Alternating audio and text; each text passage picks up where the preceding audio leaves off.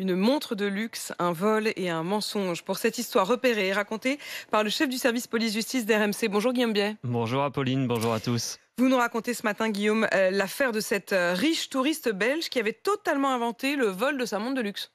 Oui, nous sommes sur la Côte d'Azur en plein été quand cette femme d'une quarantaine d'années débarque à la gendarmerie de Saint-Tropez en pleurs en prétendant que 4 agresseurs en centre-ville viennent de lui voler sa montre Patek Philippe valant 43 000 euros. Évidemment, les gendarmes enquêtent et ils découvrent très vite sur les enregistrements de vidéosurveillance qu'il n'y a jamais eu de vol. Au contraire, on voit très bien cette femme enlever elle-même sa montre et la ranger dans le coffre de sa Rolls-Royce. Et oui, parce que la plaignante roule littéralement sur l'or. Ancienne championne d'équitation, propriétaire d'une écurie, elle vit toute l'année à Monaco avec son mari.